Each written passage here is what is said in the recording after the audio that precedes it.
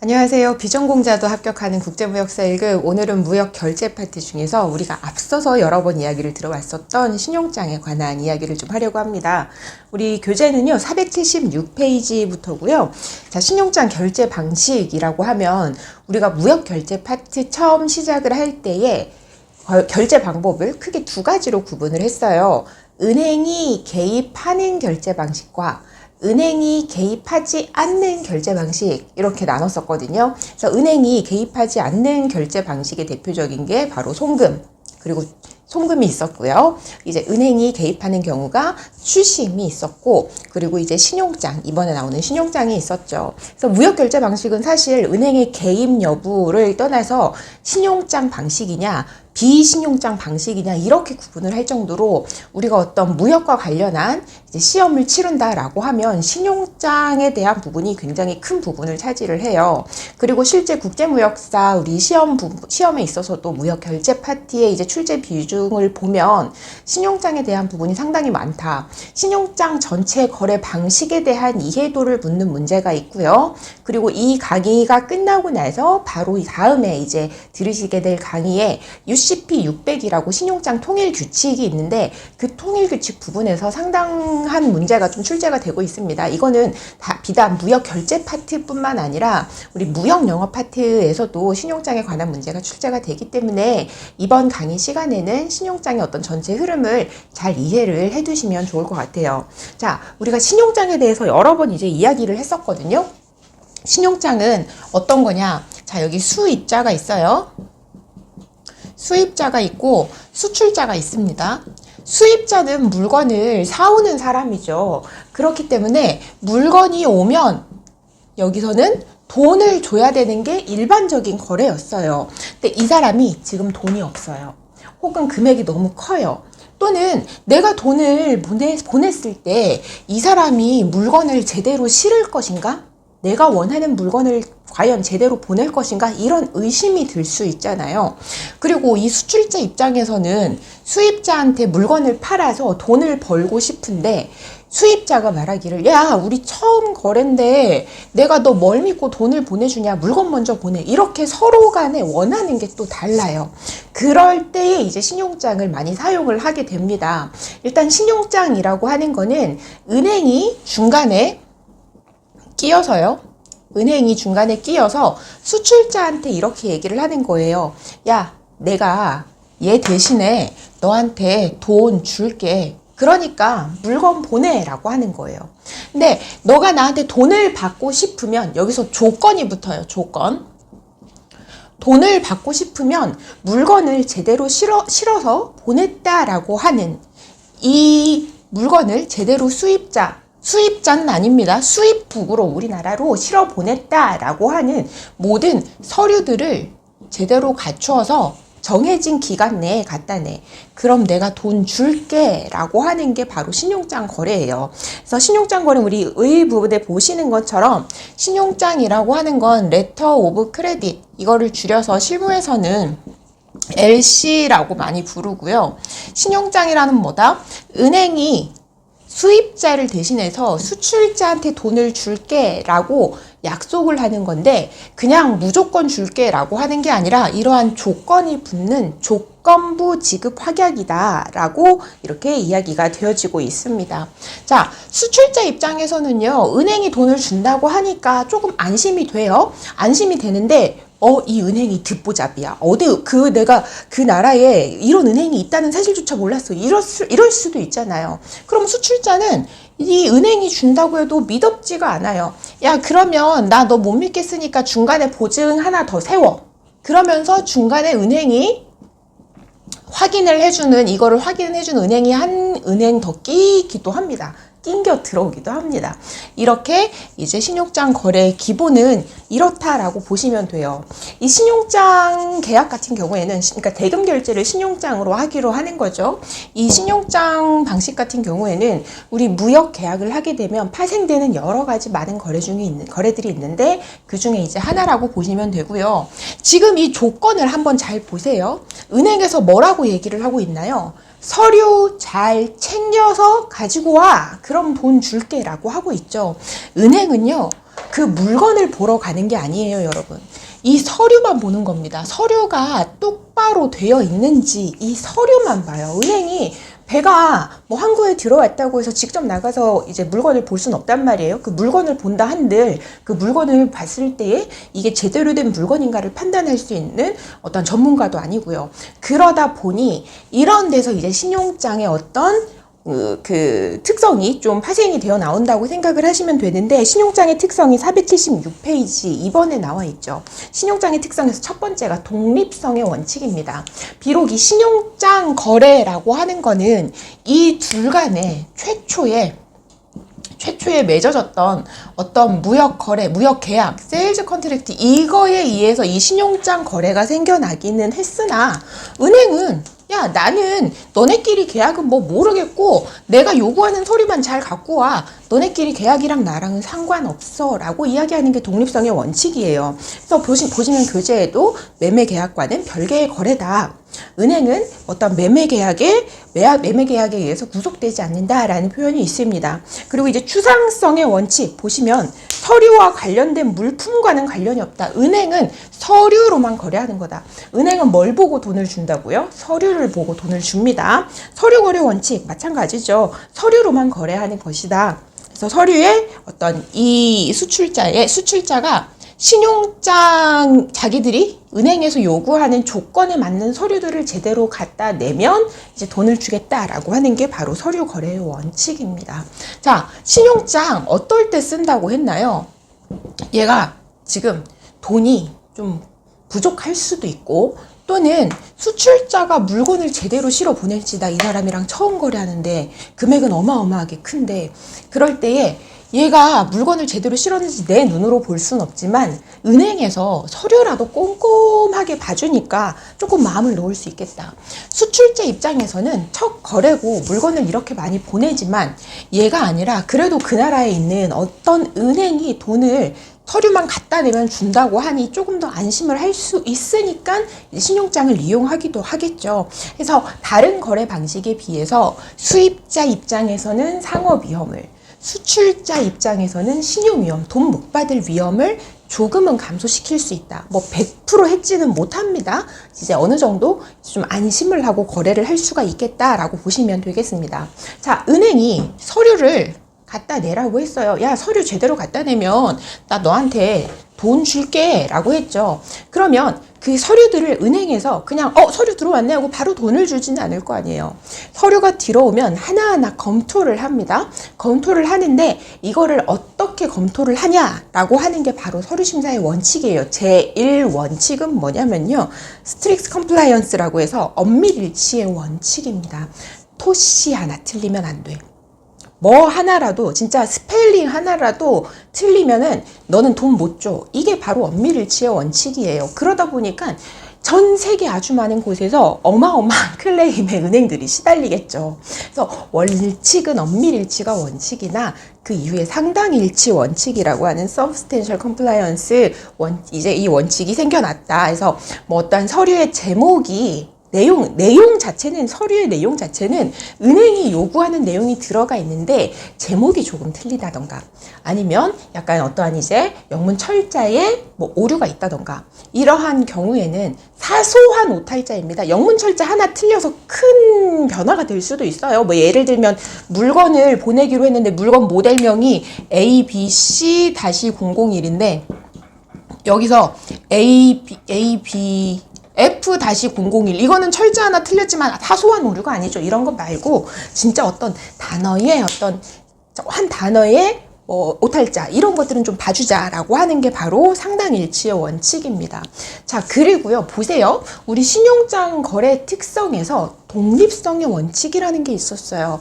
이 매매계약과 이 신용장 거래는 무관하다라고 이야기는 했으나 사기거래 배제의 원칙이라고 해서 어떠한 이 세일즈 컨트랙트, 최초의 매매 계약이 명백한 사기임이 드러났다라고 하면 은행은 서류가 아무리 제대로 들어와도 이 지급을 거절할 수 있다라고 하는 게 바로 사기거래 배제의 원칙이에요. 이거는 사실상은 그 신용장의 어떤 본질을 좀 훼손시키는 원칙이에요. 그래서 이게 시험 문제 보기로 이렇게 나올 수 있습니다. 뭐 사기거래 배제의 원칙은 신용장의 본질을 훼손하는 것이다. 그럼 나쁜 말이니까 막 틀린 보기 같단 말이죠. 틀린 보기 아니다. 맞는 보기다. 그렇게 보시면 되겠습니다. 자, 신용장의 한계. 아까 말씀드렸죠. 이 신용장 거래 방식을 사용을 함으로써 수출자나 수입자 모두 어느 정도 안심은 할 수 있어요. 내가 물건을 그래도 제대로 받을 확률이 좀 올라간 것 같다.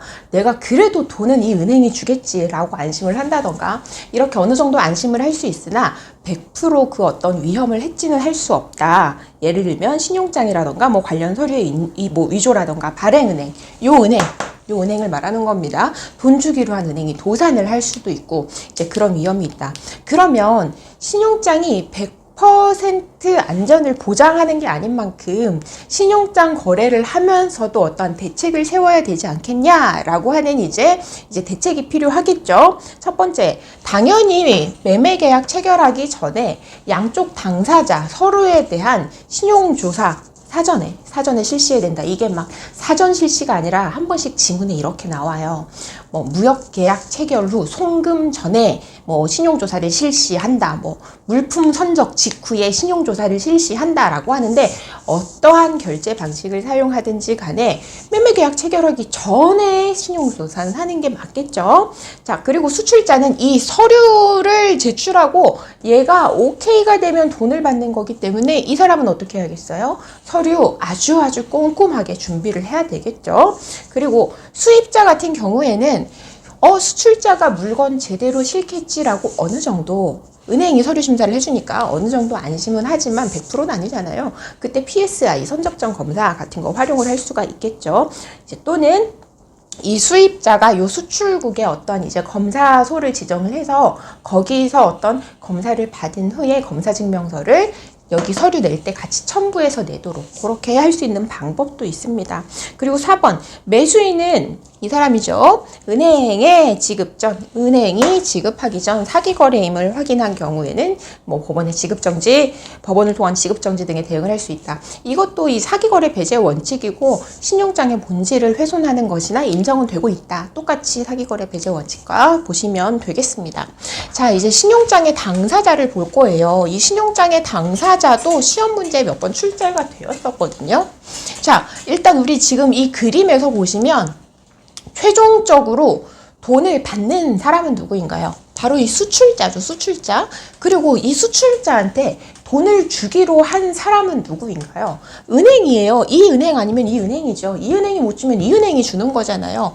당사자는요, 신용장의 이제 기본 원칙, 신용장 특성을 봤을 때 신용장은 매매계약과 별개라고 했죠.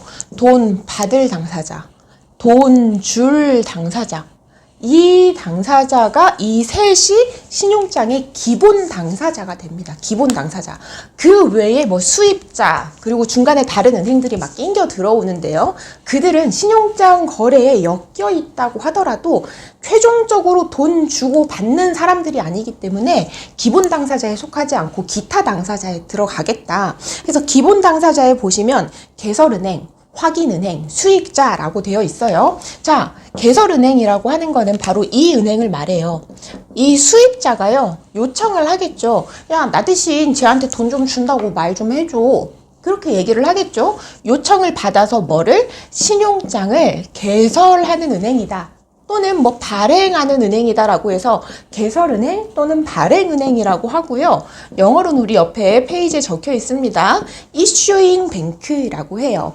그리고 이 개설은행 또는 발행은행이 조건부 지급 확약을 하죠. 이 약속에 더해서 확인을 추가해주는 은행이라고 해서 이 은행을 Confirming Bank라고 얘기를 합니다. 컨퍼밍 뱅크 확인은행이라고 이야기를 해요. 자, 479페이지 신용장 거래 흐름을 보실게요. 이 거래 흐름을 보시면서 신용장이 이런 이제 순서로 이런 이제 흐름으로 거래가 이루어지는구나 라고 하는 거를 잘 익혀두셔야 되고, 오늘 강의를 다 들으시고 복습을 하실 때는 직접 이렇게 그림을 그려보시면서 복습을 하시면 더 좋으실 것 같아요. 일단은 여기 수입자가 있어요. 수입자가 어떻게 한다고요? 은행에다가 신용장 발행해 주세요. 저기 수출자한테 네가 대신 돈 준다고 얘기 좀 해주세요 라고 이야기를 합니다. 그래서 여기를 이슈잉 뱅크라고 이야기한다고 했어요. 먼저 요청을 하겠죠. 그러면 이 이슈잉 뱅크 같은 경우에는 얘 대신에 돈 주겠다고 말하는 거잖아요. 수출자한테 말을 이제 해야 되잖아요. 그럼 사실 실무적으로는 이 이슈잉 뱅크가 이 사람의 신용조사를 많이 합니다. 자산은 넉넉한지, 우리랑 거래는 좀 있었는지, 그런 것들을 다 살펴봐요. 그렇게 살펴보고 나서 이제 신용장 개설 여부를 결정하고 신용장 개설을 합니다. LC 오픈한다라는 사실 표현을 써요. 신용장 개설을 하고요. 이제 여기 수출자가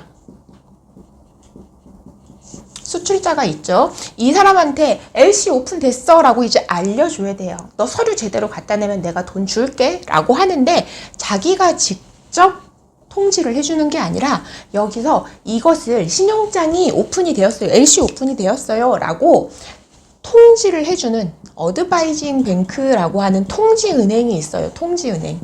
얘를 통해서 수출자한테 신용장을 이제 보내줍니다. 그래서 보통 이 어드바이징 뱅크는 수출자의 국가에 많이들 있어요. 자, 수입자가 신용장을 개설해달라고 신청을 했죠. 그래서 이 사람을 어플리컨트라고 해요. 우리 교재에 다 적혀 있습니다. 그리고 이 신용장 거래로 인해서 결국 최종적으로 수익을 보는 사람은 이 사람이죠. 돈을 받잖아요. 이 사람을 베네피셜이라고 합니다. 이렇게 오는데, 수출자 입장에서 아까 우리 처음에 이야기한 것처럼, 야, 너 두포잡이잖아. 내 못 믿겠는데? 이런 경우 있을 수 있다. 이때 누가 추가된다고요? 컨퍼밍 뱅크가 추가가 된다. 야, 나 여기 한 명 더 세웠다? 그럼 최종적으로 돈을 줄 사람은 이 사람이 이슈잉 뱅크가 못 주면 컨퍼밍 뱅크가 주기로 했으니까 기본 거래 당사자는 이렇게 된다. 우리 교재에 파란 색깔 박스로 되어 있죠. 자, 그리고 이제 수출자가 서류 제시를 수입국에 있는 은행인 이슈잉 뱅크에 하는 게 아니라 여기 그 나라에도 은행이 있어요. 은행이 있어서 뭐 지정은행이 될 수도 있고 매입은행이라고도 하고 인수은행이라고도 하는데, 여기에 서류를 갖다 내고 그러고 나서 여기서 이슈잉 뱅크를 대신해서 서류 심사를 하는 겁니다. 서류 심사를 하고 돈을 줘요. 서류를 갖다 내고 이제 돈을 줘요. 그러면 이 지정은행, 인수은행, 여기 수출국에 있는 은행은 돈을 이제 여기서 받아와야 되는 거예요. 여기에 서류를 주고 여기서 서류 심사를 해서 일치하면 여기서 이제 돈을 받는 겁니다. 이런 은행들은 이제 수수료를 받겠죠. 그래서 지금 보시면 신용장 거래에 은행들이 한, 둘, 셋, 넷. 여기서 왔을 때만 해도 4개 은행이 끼어 있죠. 그러다 보니까 각각의 은행들이 무료 봉사를 할까요? 아니죠. 다 수수료가 나가는 거예요. 그리고 간혹 이런 경우 있어요. 여기 은행을 상환은행이라고 하는 은행을 하나 더 낑겨서 이 이슈잉 뱅크가 이럴 수 있어요. 야, 너네 있잖아. 나한테 직접 돈 달라고 하지 말고 돈 여기서 받아. 여기 상환은행이라고 합니다. 리임버스먼트 뱅크. 그래서 상환은행이 이제 끼이기도 하겠다라고 보시면 되겠습니다. 그래서 우리 신용장 거래 흐름, 이게 전체적인 흐름이다. 매매계약 체결하면서 이제 신용장으로 하기로 조건을 걸고 매매계약을 체결하겠죠. 그 전에 수입자는 이 이슈잉뱅크가 나한테 신용장을 개설해줄지 사실 실무적으로는 미리 확인을 해둬요. 신용장이라고 하는 게 대출이나 사실은 마찬가지거든요. 수입자가 이러는 거잖아요. 여기 이슈잉뱅크에다가 내가 나중에 돈 줄게. 너가 일단 나 대신 저기 수출자에다 돈 좀 줘. 내가 나중에 돈 줄게. 그러니까 은행 입장에선 대출해주는 거나 마찬가지예요. 그래서 미리 한도 받아놓고 한도가 있으면 수출자랑 매매계약 체결을 할 때에 야, 우리 신용장 결제 방식으로 대금은 주고 받자라고 이야기를 하면서 매매계약 체결을 하고 이제 신용장 개설 신청하고 확인은행이 필요한 경우에는 확인은행 추가해서 통지은행 통해서 수출자한테 신용장 통지를 하고, 그러면 신용장을 받은 이제 수출자는 오, 이제 은행에서 내가 서류만 잘 갖다 내면 물건 받을 수 있겠네 라고 해서 배에 실어서 물건을 실어서 보내는 거예요. 그러고 나서 이제 서류 제시를 하는 거죠. 서류 제시를. 신용장에 어느 은행, 수출국 어느 은행에 가서 돈 받아가 라고 다 적혀 있어요. 그래서 그렇게 서류 제시하고 돈 받고, 여기는 이제 알아서 여기가 됐든 이제 돈을 받는 겁니다. 자, 그러면 신용장에는 어떤 내용들이 적히느냐라고 했을 때, 신용장에는 일단 이 신용장이 언제까지 유효합니다 라고 하는 유효기간이 적혀 있고요. 그리고 수출자가 언제까지 서류를 은행에 갖다 내야 된다 라고 하는 서류를 제시해야 되는 기한이 적혀져 있고요. 그리고 수출자가 어떠한 서류들을 은행에 갖다 내야 된다라고 하는 제시해야 되는 서류가 있고요. 언제까지 물건을 실으세요? 물건의 명세는 뭐고요? 이런저런 내용들이 여러 가지 제반 조건들이 쫙 적혀 있어요. 그런 것들을 이제 해석하는 게 이제 해석하고 그리고 뭐죠? 심사하는 게 이제 은행의 몫이죠. 이러한 신용장 서류 제시에 대한, 신용장 거래하에서의 서류 제시에 대한 심사라던가 이런 것들을 은행이 자체적으로 그냥 판단해가지고 괜찮네라고 하는 게 아니라 이러한 행위를 할 때에 기준이 되는 규칙이 있다. 그게 바로 신용장 통일 규칙이라고 하는 거예요. 신용장 통일 규칙이라고 하는 거고, UCP로 많이 알려져 있죠. 현재는 UCP 600 버전을 사용을 하고 있습니다. 자, 우리 거래 흐름 아래 당구장 표시에 보시면 상품 혹은 서류와 상환으로 대금이 지급된다는 측면에서 보면 CAD, COD, DP, 사이트 일시는 동시 결제 방식으로도 구분할 수 있다. 해서 참고적으로 우리 시험 문제 보기로 나올 수 있는 거기 때문에 받으시면 되겠고요. 자, 신용장 수출자가 신용장을 통지를 받아서 물건을 선적하고 그리고 나서 서류를 은행에 갖다 내면 돈을 받잖아요. 그럼 우리가 생각했을 때는 서류만 갖다 내면 돈 한 방에 빡 쏘아주나 보다. 그렇게 생각할 수 있는데 그렇지 않아요. 여러 가지 방법이 있어요. 우리 환어음도 이제 생각을 해보면 이제 일람불어음 그리고 기한부어음이라는 게 있었잖아요. 신용장 같은 경우에도 그 돈을 지급해주는 방식에 따라 신용장의 종류를 여러 가지로 구분을 할 수가 있는데, 일단 내가 서류 갖다 내면 돈 한 방에 탁 쏘아줄게 라고 하는 게 바로 이제 일람지급이라고 하는 거고, 우리 479페이지 신용장의 유형 부분입니다. 그리고 딱 서류 보고 내가 좀 이따 좀 더 기다려, 내가 좀 이따 줄게 라고 하면서 막 이제 내가 돈 준다 라고 하는 서류를 써가지고 주고, 그 시기에 최종 약속한 시기에 돈을 주는 연지급 방식도 있고, 인수 아시죠? 돈 내가 줄게 환어음에다가 내가 accepted라는 표현하고 뭐 서명 같은 건 없고 그 만기가 되면 돈을 주는 것, 이게 인수 방식이 되겠고요. 매입 방식은 서류를 주면 그 서류를 사는 거예요, 은행이. 100만 불이면 뭐 90만 불 이런 식으로 할인해서 사가는 매입에 의해서도 사용이 가능하다 해서 총 이제 우리 지금 뭐 여기에는 4가지 같지만 크게는 3가지입니다. 일람지급이나 연지급이나 둘 다 지급이죠. 지급, 인수 또는 매입의 방식에 의해서 돈을 지급받을 수 있다. 어떤 식으로 표현을 하냐면 신용장은 지급, 인수, 매입의 방식으로 사용될 수 있다라고 보시면 되겠습니다. 그래서 신용장에는 이제 그런 문구가 적혀요. 이거는 지급의 방식으로 신용장 사용된다. 혹은 뭐 매입의 방식으로 사용된다. 이런 식으로 문구가 기재가 되게 됩니다. 자, 480페이지로 가겠습니다. 일단 신용장 구분, 대금 결제 유형에 따른 분류 볼 수 있는데요. 지금 방금 말씀드렸던 지급, 인수, 매입 신용장이 있죠. 지급 신용장은 보시는 것처럼 특정 은행으로 제한이 돼요. 신용장에 기재된 은행으로 가야 돼요, 수출자가. 그래서 그 지급 신용장 같은 경우에는 은행에서 서류를 보고 제대로 제시했네 하고 돈을 그냥 탁 줘요. 지금 주든 좀 이따 주든. 그렇기 때문에 서류 보고 돈 주는 거다 보니까 사실상 굳이 환어음이 필요가 없어요. 그래서 신용장 결제를 할 때 이 지급신용장 방식으로 이용이 된다라고 하면 환어음은 일단 기본적으로 지급신용장 하에서는 발행이 되지 않는다. 다만 신용장에 굳이 적혀 있는 거예요. 환어음도 서류 낼 때 같이 내라고 하면 그때에는 지급신용장이라고 할지라도 환어음이 개설될 수 있겠다. 우리 환어음에도 이제 당사자가 있었죠. 혹시 기억나시나요? 우리 교재 몇 페이지였었냐면 같이 가셔서 보셔야 됩니다. 456페이지예요.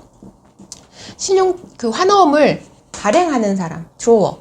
그리고 돈 줘야 되는 사람, 드로이. 그리고 돈 받을 사람, 페이. 이렇게 이제 신용장에서도 수심에서는 수출자, 페이도 수출자, 드로이는 수입자였었고, 신용장에서는 돈을 누가 주기로 했나요? 여기 은행이 들어가는 거예요. 여긴 베네피셜이 수출자가 되겠고, 페이도 은행이 되겠죠. 수출자한테 돈 내준 은행. 여긴 이제 뭐 개설은행이 되겠죠. 확인은행이라던가 이렇게 되겠다. 그래서 지금 지급신용장은 일치하는 제시의 수익자, 수출자입니다. 최종적으로 신용장 결제 방식에서 돈을 받는 수익이 생기는 사람이다라고 해서 수출자를 베네피셔리라고 해요. 각 당사자를 부르는 이제 명칭도 영어 명칭도 영어 명칭도 그렇고 한글 명칭도 그렇고 좀 친숙해 두실 필요가 있어요. 자, 수익자에 일치하는 제시에 따라서 지정은행이 대금을 지급하는 신용장이다. 서류를 심사하고 이제 돈을 내준 지급은행은 자기가 심사한 서류를 개설은행으로 보냈는데 거기서 뭐 어떠한 이제 은행이나 수익자의 뭐 도산 이런 걸로 인해서 돈을 못 받았어요. 그런 경우에 자기가 수익자한테 다시 가서 야, 나 저기서 수입국에서 돈 못 받았거든, 돌려줘. 이렇게 상환 청구권 행사 불가하다라고 보시면 되겠습니다. 그냥 기본 신용장에서는 어떠한 경우든 일단 기본적으로는 상환 청구권 행사 불가라고 보시면 돼요. 단 하나 매입이 있는데 좀 밑에서 볼게요. 자, 지급신용장은 두 가지로 나눌 수 있어요. 일람 지급신용장과 연지급신용장. 그래서 일람 지급신용장은 보고 심사하고 한 번에 빡 이라고 보시면 되고, 연지급 신용장 같은 경우에는 Deferred Payment Credit이라고 해서 수익자가 일치하는 제시를 하면 일정 기간 지급을 유예하고 만기 시점에 서류의 상환과 서류하고 돈을 맞교환한다라고 하는 거죠. 이때 연지급 신용장 하에서는 이제 환어음이 발행이 안 된다. 연지급에서는 환어음이 발행이 안 되고 은행이 이런 걸 써줘요. 연지급 확약서. 환어음 없다. 연지급 신용장은 연지급 확약서 주고 돈 나중에 준다. 서류 심사한 후에 이렇게 보시면 되겠고요. 자, 인수신용장. 인수신용장도 특정 은행으로 이제 사용이 제한이 됩니다. 인수신용장은 환어음을 인수한다는 행위가 필요하죠. 억셉티드하는 행위가 필요해요. 그 억셉티드 하려면 뭐가 반드시 필요하겠어요? 환어음이 반드시 필요하다. 인수라고 하는 거는 지금 돈을 바로 주는 게 아니라 인수라고 하는 게 돈 나중에 줄게 언제까지? 라고 환어음에서 확인되는, 환어음에서 계산되는 만기일자에 돈을 주기로 약속하는 거기 때문에 당연히 환어음은 기한부 환어음이 발급이 되겠습니다. 지금 이 지급신용장이나 인수신용장 같은 경우에 이 지급은행이나 인수은행은 개설은행의 어떤 해외 지사나 아니면 해외 예치환 거래 은행인 경우가 거의 대부분이다 라고 보시면 되겠습니다. 자, 이제 마지막으로 매입신용장이에요. 매입신용장은 이제 두 가지로 크게 구분을 할 수 있어요. 일단 자유매입신용장이라고 하는 게 있고 제한매입신용장이라고 하는 게 있어요. 수익자가 물품을 선적하고 나서 신용장에 적혀 있는 서류들을 다 구비를 해가지고 어디 은행에 갖다 내서 심사받고 돈을 받겠죠. 그러니까 매입이라고 하는 건 그 서류를 은행에서 사주는 거죠. 그 사주는 은행을 그냥 애니뱅크 아무데나 해도 되는 자유매입신용장이 있고, 특정 은행 특정 지점으로 탁 특정해 놓는 제한매입신용장 두 가지가 있다라고 보시면 되겠습니다.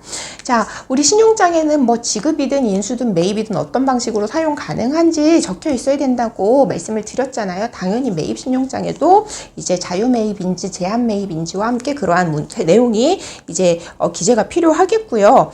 매입신용장 같은 경우에는 매입은행이 상환 청구권 행사를 할 수가 있어요. 얘만 서류가 부도 반환돼서 돌아왔을 때, 그래서 매입 신용장 하에서 매입을 해준 매입 신용장 거래 방식 하에서 그 수익자의 서류를 매입해준 매입은행은 상환 청구권 행사가 가능하다라고 보시면 되고, 이런 경우 있을 수 있어요. 확인은행이 매입해준 경우가 있을 수 있어요. 확인은행이 만약에 매입을 했다면 확인은행은 상환 청구권 행사 불가. 왜?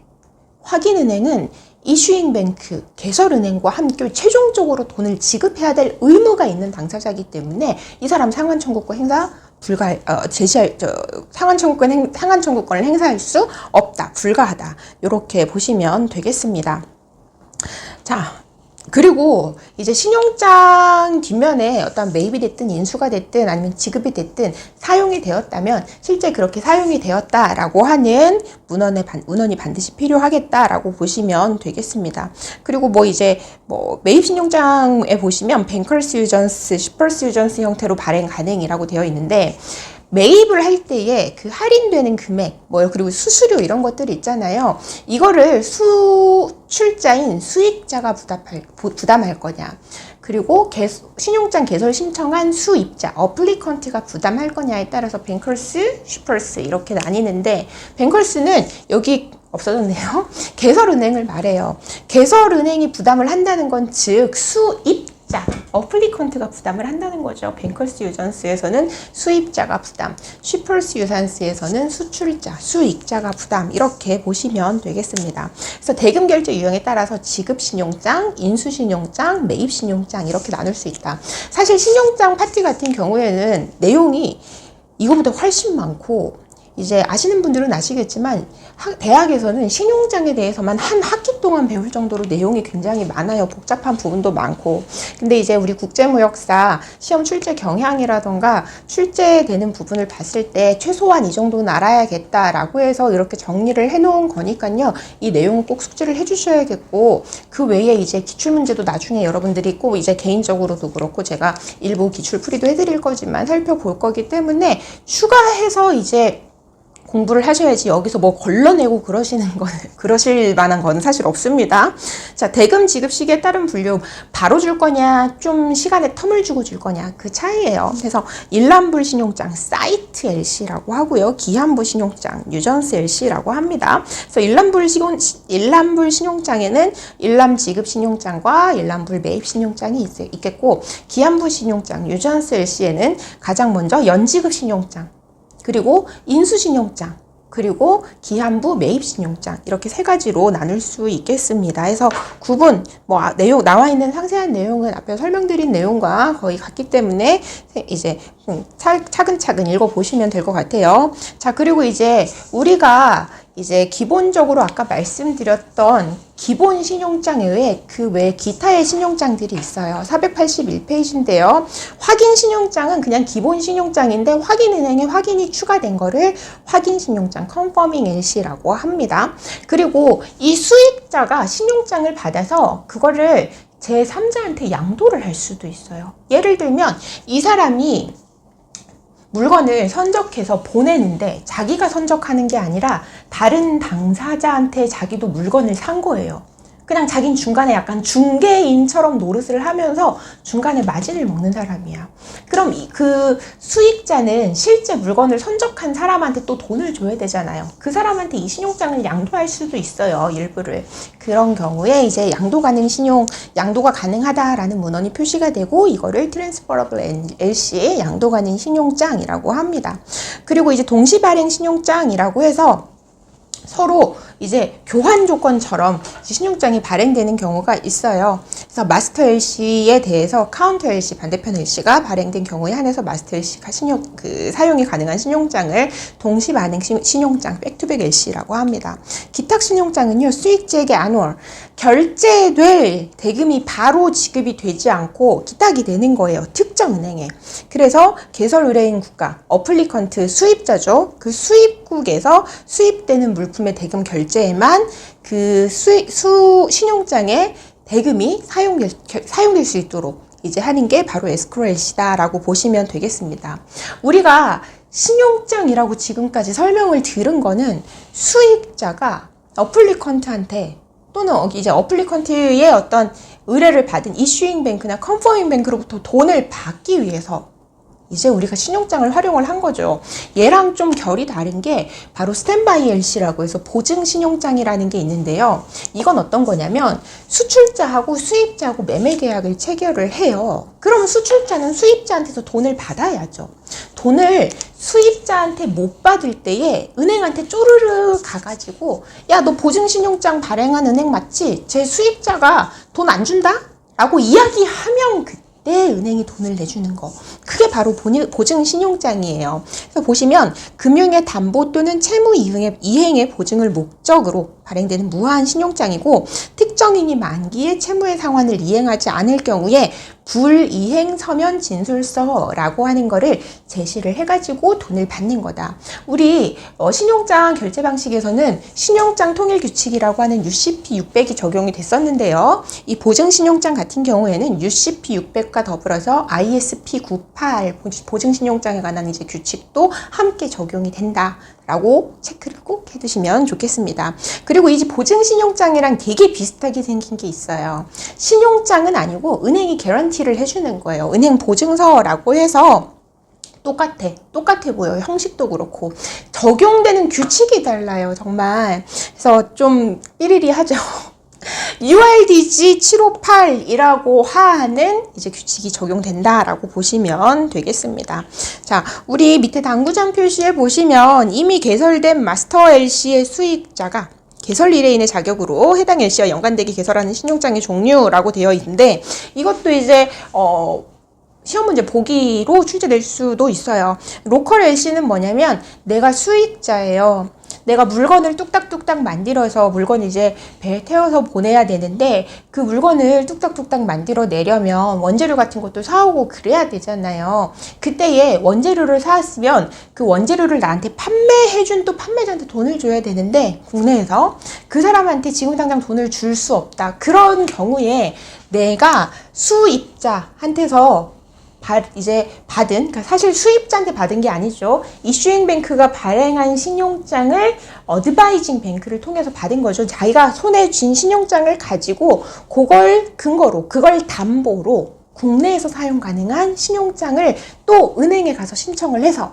개설을 받아서 국내에서 나한테 원재료를 판매해준 판매자한테 또 신용장을 줄 수가 있어요. 그거를 로컬 LC라고 합니다. 자, 백투백 LC랑 트랜스퍼러블 LC는 위에서 말씀을 드렸고요. 자, 우리 LG와 TR에 대해서 이제 좀 설명을 드려볼게요. LG 같은 경우에는 우리가 무역 운송에서도 이야기를 했던 것 같은데요. 수입 물건은 이미 한국에 도착이 됐어. 혹은 수입국에 도착이 됐어요. 근데 수익자가 은행에 서류를 늦게 갖다 냈어요. 그래서 은행에서 그거 수익자가 서류 물품 선적하고 갖다 냈다고 바로바로 막 심사를 하나요? 뭐 그럴 수도 있겠지만 시간이 좀 걸리는 경우도 있단 말이죠. 며칠씩. 지금 참고적으로 말씀드리면 은행은 서류 심사를 하는데 5영업일에 기간을 가집니다. 5영업일, 영업일 기준이에요. 빨간 날 빼고. 근데 그 사이에 물건이 수입국에 도착해버렸어. 수입자는 물건이 너무 급해. 그런데 이제 모든 서류, 그 서류에는 물건을 찾을 수 있는 선화증권 원본이 포함되어 있어요. 그 서류가 아직 수입국 은행 이슈잉 뱅크에 도착도 하지 않았어. 그럼 수입자는 물건 못 찾는 거예요. 이때 운송회사, 선사에 가가지고 은행이랑 손붙잡고 가서 우리 아직 선화증권 원본 못 받았거든. 근데 너네가 일단 물건 먼저 내주면 안 될까? 대신에 너네가 선화증권 원본 없이 물건을 내줬다고 해서 어떤 문제가 발생되면 그 모든 책임은 여기 있는 이슈잉 뱅크하고 이제 어플리컨트 수입자인 내가 질게 라고 약속을 하는 서류. 각서예요. 어떻게 보면 그 서류를 LG 레터 오브 개런티라고 한다라고 말씀을 드렸었죠. 그래서 은행 같은 경우에는 이슈잉 뱅크 같은 경우에는 굳이 자기가 각서를 비굴하게 쓸 필요가 없어요. 근데 이제 수익자가 아니라 수입자, 어플리컨트가 이제 부탁을 하니까 그래 그러면은 이 각서 LG 레터 오브 개런티 써줄게 라고 하면서 그 수수료를 받아요. 그렇게 해가지고 LG를 갖고 어플리컨트, 화물, 수입 수입자는 물건을 먼저 찾을 수 있겠다. 그리고 좀 비슷한 게 TR이라고 해서 트러스트 리시트라고 하는 수입 화물 대도 증서가 있어요. 자, 이슈잉 뱅크의 어플리컨트는 돈을 줘야 이슈잉 뱅크로 도착한 선적 서류, 선화증권 원본을 포함한 수입자가 보낸 서류를 받아가지고 그걸로 물건을 찾을 수 있는데 어플리컨트가 돈이 없는 거예요. 이때 은행에 가서 부탁을 합니다. 있잖아, 일단 내가 물건만 좀 찾아갈 수 있게 네가 좀 어떻게 힘 좀 써주면 안 될까? 그럼 내가 물건 얼른 팔아가지고 그거 물건 판 돈 바로 은행으로 들고 올게 라고 약속하는. 소유권은 여전히 은행에 있어요. 신용장 거래에서 수익자가 갖다 내는 서류에는 화물의 주인이 은행으로, 이슈잉 뱅크로 되어 있습니다. 이슈잉 뱅크로. 어떻게 보면 이슈잉 뱅크가 그 화물을 담보를 또 잡는 거예요. 트러스트 리시트에서는, 수입 화물 대도 증서에서는 어플리컨트가 내가 지금 돈이 없으니까 은행아 그 물건의 점유권만, 내가 좀 처분할 수 있게 점유권만 넘겨줘. 그럼 내가 그 물건 팔아가지고 판매대금 가지고 바로 은행으로 올게 라고 이야기하는 게 바로 수입화물 대도증서 TR이다 라고 보시면 되겠습니다. 그래서 LG와 TR 이렇게 살펴보시고, LG 기억이 좀 가물가물하신 분들은 그럴 수 있어요. 무역 운송 파트 돌아가셔서 우리 수입화물 컨테이너 화물의 흐름 부분에서 보시면은 화물을 인수하기 위한 방법이라고 해서 여러 가지가 나와 있었거든요. 그 부분도 같이 한번 복습을 해보시면 더욱 좋을 것 같습니다. 자, 신용장 해석 예시를 볼게요. 항상 우리 국제무역사 1급 시험에서는요, 신용장 일부 조항을 주고 그에 대한 해석을 하게끔, 물론 객관식이긴 하지만 그런 문제가 출제가 되고 있어요. 보시면 맨 위에 40A 보시겠습니다. 거기 보시면 irrevocable, transferable 이라고 되어 있어요. irrevocable. 이거는 취소 불능하다. 그리고 transferable, 양도 가능하다 라고 이야기하고 있죠. 자, 그리고 31C에 보시면 issue date, 그러니까 발행일자가 2020년 8월 1일로 되어 있고요. 31D에 보시면 유효기간이 한국 날짜로 2020년 9월 15일로 되어 있어요. 만약에 2020년 9월 15일이 빨간 날이다. 그러면 최초의 그 다음 오는 영업일로 이제 유효기간이 연장되겠다라고 보시면 되겠습니다. 483페이지고요. 32B에 보시면 총 금액과 결제 통화예요. USD, 미화로 15만 달러고, 그리고 신용장 금액의 10%의 과부족을 허용한다. 39B. 그렇게 보시면 되겠고요. 자, 41A 부분이 바로 이겁니다. 이 신용장 어떤 방식으로 사용 가능하냐라고 했을 때 애니뱅크, 어느 은행에서나 바이 네고시에이션, 매입의 방식으로 사용이 가능합니다. 자유 매입 신용장이다 라고 하면서 드래프트는 한어음은 30days after sight이라고 되어 있는 걸 봐서, 아, 이건 기한부 매입 신용장이구나, 자유 매입이구나 라는 거를 확인을 하실 수가 있을 거예요. 자, 그리고 43P에 보시면 파셜 신먼트, 분할 선적. 이 15만 불어치의 물건을 한 방에 배에 탁 실어서 보내는 게 아니라 뭐 나눠서 실어 보내도 된다, 괜찮다, 그게 allow가 아니라 not allowed, 안 된다, 한 방에 실어 보내라 라고 하는 거고, 트랜시먼트, 다른데 환적하면 안 돼 라고 하고 있죠. not allowed. 자, 이제 46A, 이 부분들이, 46A 부분이 시험에 많이 나와요. 보시면 첫 번째가 signed invoice 3copy라고 되어 있는데, 일단 이제 인보이스, 송장, 누가 누구에게 어떤 물건을 몇 개를 얼마에 파는지가 적혀 있는 수출자가 발행하는 서류예요. 이 사인드 인보이스, 서명된 인보이스 사본 3개라고 되어 있는데, 사본 3개라고는 적혀 있지만 한 본은 원본이 들어가야겠고요. 이제 이 신용장 거래 하에서는 이 인보이스, 상업 송장이라고 하는 것도 이제 내용이, 신용장에서 요구하는 내용이 잘 들어가 있는지 서류를 다 심사를 하게 돼요. 그러한 심사나 검토는 신용장 통일 규칙뿐만 아니라 ISBP라고 하는 게 있어요. 국제표준은행 관행 관행이라고 해서 우리 교재에도 뒷부분에 나와 있는데 그 규정과 함께 검토가 될 필요가 있고, 인보이스라고 하는 게 또 종류가 굉장히 많아요. 많다 보니까 이제 뭐 커머셜 인보이스, 상업 송장이라고 하는 것도 있고, 컨슐러 인보이스라고 하는 거 있고, 뭐 프로포마 인보이스, 우리 청약할 때 이제 예비 이제 뭐 청약을 할 때 프로포마 인보이스 주고받는다 그런 얘기 했었죠. 여러 가지 서류가 많은데 이제 특정되지 않은 경우에는 커머셜, 컨슐러 이런 것들 모두 제시가 가능하다. 단 뒤에서도 나오겠지만 프로포마 인보이스는 계약이 성립되기 전에 오가는 서류이기 때문에 프로포마 인보이스는요 인정되지 않는다. 이거는 계약 성립 전의 서류이기 때문에 인정되지 않는다라고 보시면 되겠습니다.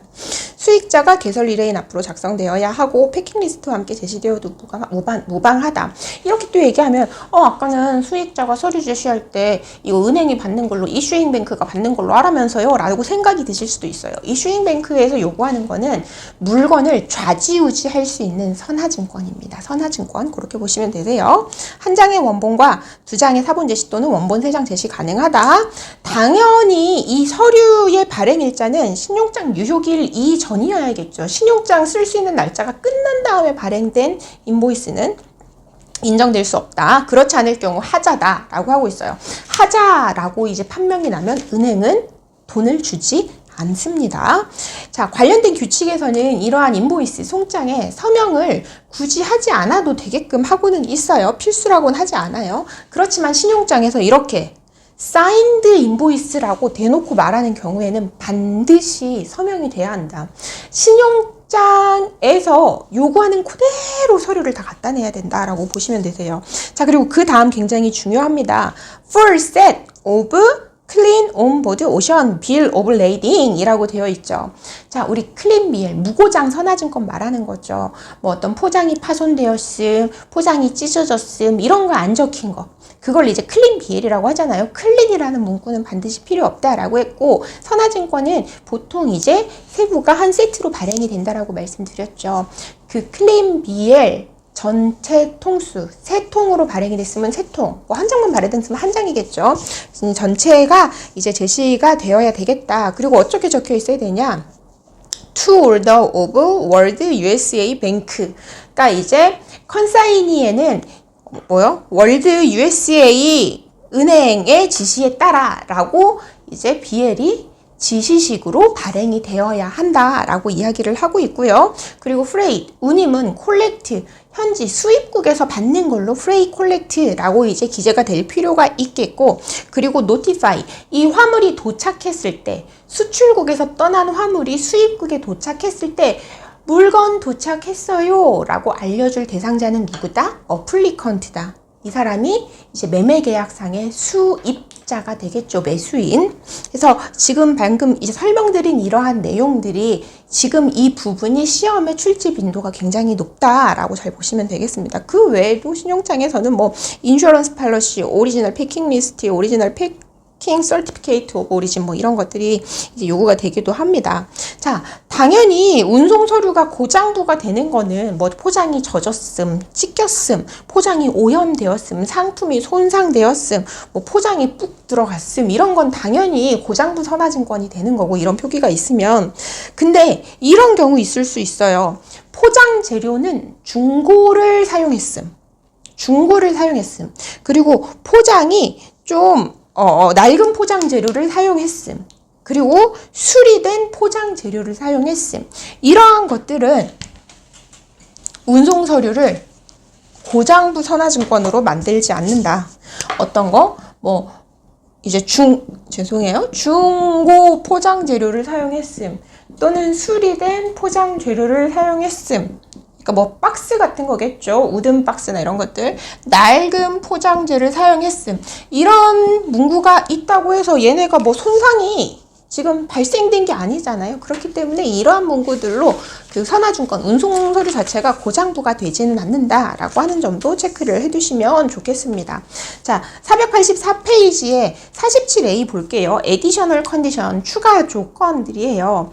자, 유전스 드래프트, 아까 우리 기한부 자유매입 신용장이었죠. 이거는 앳사이트로 네고시에이션, negotiated, 그러니까 뭐 매입될 수 있다라고 하는 겁니다. 그러니까 수출자 입장에서는 기한부 신용장이지만 이 기한부 신용장을, 기한부 매입 신용장을 S사이트로 한 방에 이제 은행에서 매입을 해줄 수 있다는 거예요. 그러면 수출자 입장에서는 사실 일람부의 신용장이랑 크게 다르지 않은 거예요.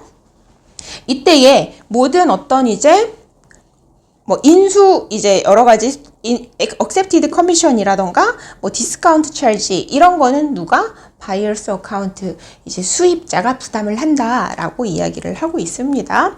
그 사실 지금 이 신용장 상의 앞에 조건을 봤을 때는 기한부 자유매입 신용장인데 여기 acceptance commission이라고 나오는 게 사실은 맞지 않죠. 지금 시험에 자주 나오는 그 신용장의 부분을 뜯어서 지금 교재에 들어가 있다 보니까 조금 상충되는 부분이 있기는 한데 실제 신용장이 이렇게 발행됐으면 이거는 내용이 좀 이상한 거다라고 하는 것도 알고 계셨으면 좋겠습니다. 자, 47A 또 에디셔널 컨디션이 있어요. 쉔먼트 선적은 어떻게 돼야 된다? 3 equal 하니까 세 번에 똑같이 나누어져서 선적되어야 한다. 이것도 우리 앞에 있는 조건이랑 맞지 않죠. 왜냐면 우리 483페이지에 보시면 43P에 partial shipment는 not allowed라고 되어 있잖아요. 그래놓고 세 번에 똑같이 나눠서 실어. 이거 할부 선적 얘기하는 거잖아요. 그쵸? 그러니까 이 additional condition은 여러분 좀 참고하시게끔 넣어놓은 거라 내용이 좀 틀린 부분이, 상충되는 부분이 있다. 틀린 게 아니라. 근데 이제 이런 부분도 사실은 찝어낼 필요가 실무적으로는 있어요. 그래서 뭐 during 어떻게 8월, 9월, 10월 2020년도에 이렇게 얘기를 했는데 이것도 또 발행일자를 가서 보면요. 30일C와 30일D에 보시면 발행일자는 2010년 8월 1일인데 지금 8, 9, 10 유효기간이 그 밑에 유효기간이 9월 15일까지인데 유효기간 끝나고 나서 실어라? 이것도 사실은 좀 말이 안 되는 거죠. 그렇지만 이런 내용의 어떠한 이제 에디셔널 컨디션이 신용장에 들어갈 수 있으니까 참고적으로 알아두시라 라는 뜻에서 이렇게 적어 놓은 거다라고 보시면 되겠습니다. 그 외에 기타 독소조항 예시 이렇게 나와 있는데요. 보시면 신용장에서 기타 부분, 신용장에서 분할 선적에 대해서 아무런 명시가 없으면 허용이 되는 걸로 보시면 되겠고요. 신용장에서 CFR 가격, 물품의 명세, 종류, 가격, 총 금액, 결제 통화 이런 것들이 신용장에 다 들어가는데 CFR 가격이 표시가 되어 있다면 상업송장, 인보이스에는 그 CFR 가격이라는 게 뭐예요? FOB 가격 더하기 운임 더하기 이런 것들이죠. 이런 비용들을 합산해서 이제 각각 적어놓고 이거를 합산한 총 CFR 금액은 얼마 이런 식으로 표시를 할 수 있겠다. 그리고 latest date, 그러니까 선적을 할 수 있는 최종 날짜 이 부분이 생략된 경우에는 신용장의 유효 기간까지 선적을 하시면 되겠다. 보시면 되겠습니다. 독소 조항 예시 1, 2, 3, 4 이거 시험에 좀 나올 수 있어요. 이런 것들. 첫 번째 보시면 이거 부지약관이죠. 아니 이거 풀 컨테이너 화물인데 수출자가 지가 알아서 컨테이너 자기네 회사로 불러가지고 물건 넣고 쓱쓱 닫고 실링 해버렸어. 운송인인 나는 그 통지 받은 내용대로 BL에 표시한 거야 라고 하는 부지약관 충분히 들어갈 수 있는데 너무너무 실무적으로 많이 사용이 되는 이제 문구인데 이 자체가 독소 조항이 되진 않는다 이렇게 보시면 되겠고요. 그리고 두 번째 보시면 payment will be made only 쭉 읽어보시면 지금 LC 넘버 1, 2, 3 수출권 뭐 선적이 완료된 다음에 뭐 대금 지급이 가능하다 이런 얘기가 나오고 있죠. 아니 이 신용장은 이 신용장 거래고 다른 건은 다른 건인데 수입 그 신용장에 이렇게 적혀 있는 거예요. 다른 건도 제대로 처리되면 이거 돈 줄게. 이거 독소 조항이죠. 수익자 입장에서는. 자, 그리고 서렌더 BL acceptable. 서렌더라고 하는 게 뭐예요? BL, 선화증권이 갖고 있는 어떤 유가증권성, 상화증권성, 이런 유통증권성이 다 이제 없애버리는 거잖아요. 실질적으로 BL 원본이 없어도 사본만 가지고 가도 누구나 조금만 노력이라고 해도 될까? 맘만 먹으면 범죄 저지를 수 있다. 물건 빼갈 수 있다. 그럼 은행은 뭐가 없어요? 담보가 없어지잖아요. 이런 것들도 이제 독소 조항이 될 수도 있겠다. 이건 100%는 아니지만. 자, 그리고 기타 뭐 개설 의뢰인의 악용이라고 해서 개설 의뢰인은 누구? 수입자를 말하는 거죠. 수입 승인 조건부 신용장, 뭐 바이어 대리인의 바이어, 수입자 대리인의 검사증명서, 이거 굉장히 까탈스럽게 할 수 있잖아요. 그리고 개설은행이 매입 지시를 한 다음에 여기서 수입국의 은행이 서류 심사 다 한 다음 돈 내주는 건데, 원래는 굳이 추가적으로 이슈잉 뱅크의 어떤 지시까지 받아라 라고 하는 거는 수익자, 물건을 수출한 수익자에게는 독소 조항으로 당연히 작용이 되겠죠. 그리고 이런 것들은 또 하자가 아니라 독소 조항처럼 보일 수 있지만 독소 조항이 아닌 것들이 있어요. 예를 들면 뭐 포장이 부적합할 수 있다 라고 하는 것들, 아니면 뭐 신용장에 이런 것들이 있어요.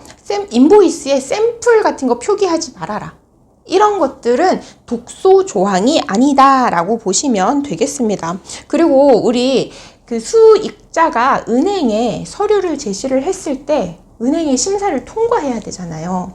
그 은행의 심사를 통과를 못하고 틀린 거가 막 발생이 됐어요. 그때 그 틀린 것들을 하자, discrepancy라고 하는데, 원래는 그 하자가 있으면 은행이 돈을 안 줘요. 근데 하자가 있음에도 불구하고 돈을 좀 줄 수 있게끔 하는 경우들이 있거든요. 이렇게 하자가 있을 때에 어플리컨트나 이슈잉 뱅크의 승인을 받아서 매입이 가능하다, 이런 조건은 독소 조항 아니다 라고 보시면 되겠습니다. 그리고 이제 그런 것들이 있어요. 제3자가 발행한 서류는 수리가 불가하다. 제3자, 이것도 우리 뒤에 나올 것들인데 제가 미리 말씀드리는 거예요. 제3자 서류. 제3자 서류라고 하는 건 수출자하고 수입자가 하는 거래인데, 그 수출자나 수입자가 아닌 다른 제3자가 발행하는 서류가 은행에 제시하는 서류에 끼인겨 있으면 이거는 안 된다 라고 하는 거. 이거는 이제 또 독소 조항이에요. 왜냐면 보세요. 신용장에서 이런 서류를 요구를 했어요. 그 수출하는 물건을 사전에 선적정 검사를 받고, 선적정 검사기관의 검사를 받고 그 검사 증명서를 내세요 라고 얘기를 했어, 신용장에. 그러면서 제3자 서류는 안 돼, 수리 불가라고 조건을 달아놓은 거예요. 그러면 아니, 검사증명서는 수출자가 발행할 수 있나요? 못하죠. 검사소에서 발행하죠. 그래놓고 제3자 서류 갖다 내면 돈 못 주겠대. 이거 독소 조항이겠죠. 그렇게 보시면 되겠습니다. 자, 신용장에서 요구하지 않아도 서명이 필요한 서류, Bill of Exchange, 환어음이죠. 드래프트라고도 하죠. 그리고 Certificate of Origin은 원산지 증명서를 말하는 거고요. 인슈런스 파러시, 보험 증권이죠. 뭐 신용장 관련 개설은행의 수수료, 그래서 이 부분을 이제 해놨으니까 한번 살펴보시면 되겠습니다. 자, 우리 교재 479페이지에 보시면 위 7번에 상환은행이 있어요. 상환은행은 이제 6번에 있는 지정은행이나 매입은행이 이슈잉 뱅크에다가 돈을 바로 달라고 하는 게 아니에요. 개설은행이 자기 예치한 거래은행이나 이런 은행한테, 야, 저기 지정은행이나 매입은행에서 요청하면 네가 나 대신 일단 돈 좀 주라야 라고 부탁받은 은행이에요. 그걸 상환수권을 받았다라고 얘기하는데, 중간에 이렇게 상환은행이 끼이는 경우들이 있어요. 이게 바로 485페이지에 있는 은행 간 상환약정이라고 합니다. 그래서 1번에 보시면 신용장에서 지정은행이 다른 당사자인 상환은행에게, 이 지정은행은 개설은행이 아닌 수입국에 있는 은행들을 말하겠죠. 다른 당사자인 상환은행에게 청구하에 상환을 받도록 규정하고 있다면, 이 은행 간 상환약정을 이용을 하도록 하고 있으면 URR 725라고 하는 국제 규칙이 적용이 되는지를 명시를 신용장에다가 해놔야 된다라고 하는 거예요. 그래서 이 ICC 은행 간 화항신용장 대금 상환 통일 규칙, 말도 되게 길죠. 이거를 적용을 받는지 여부를 명시를 해야 된다. 상환은행은 개설은행이 발행한 상환수권에 따라 대금 상환을 하도록 지시 또는 수권 받는 은행을 말한다. 그럼 상환수권이란 건 뭐냐? 상환수권은 신용장과는 독립적으로 개설은행이 상환은행으로 하여금 뭐 대금을 상환하도록 하거나, 아니면 상환은행 앞으로 발행된 기한부 환어음을 인수하고 지급하도록 발행된 지시 또는 수권을 말한다.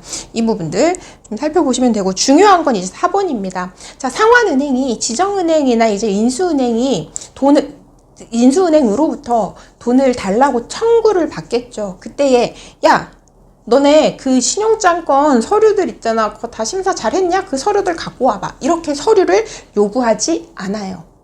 상환수권은 신용장과는 독립적입니다. 이슈잉뱅크가 얘기를 한 거예요. 나 대신 그 지정은행이랑 인수은행에 돈 좀 줘. 그렇기 때문에 신용장의 제조권에 일치한다는 어떤 서류들이 그 신용장 조건에 일치한다는 증명서는 요구하지 않는다가 맞겠습니다.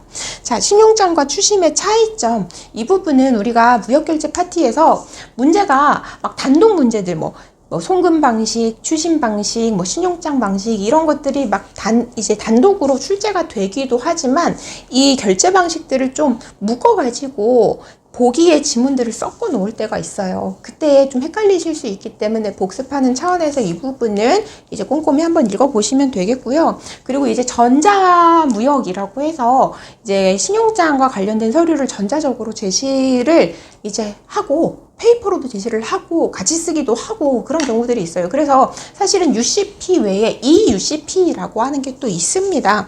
그래서 이 EUCP에서는 서류의 전자적 제시에 관한 이제 어떠한 이제 부분에 대해서 여러 가지 심사 규정이라던가 이제 이런 것들을 규정을 해놓고 이제 정해놓고 있고요.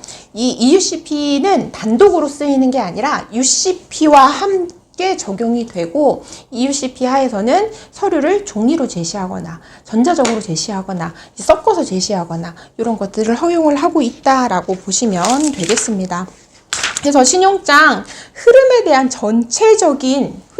전체적인 흐름에 대한 기본 베이스라고 오늘 강의는 생각을 하시면 될 것 같아요. 그래서 특히나 신용장 흐름 부분이랑 당사자 부분들은 시험에 빈번히 출제가 될 수 있고 신용장 해석하는 부분도 특히 선화증권 부분 시험에 굉장히 많이 출제가 되었었기 때문에 꼭 숙지를 하시고 넘어갈 수 있도록 오늘 이제 부탁을 미리 드릴게요. 문제 풀어야겠죠? 486페이지 2번 보겠습니다. 화한신용장에서 요구된 선화증권의 조건이 다음과 같다. 올바른 것을 모두 기재한 것은 자 보시면 폴셋 선화증권이 발행된 통수 전부를 말하는 거예요. 클린 BL이에요. 클린 BL 무고장 선화증권. 자, made out 어떻게? To order of World USA Bank.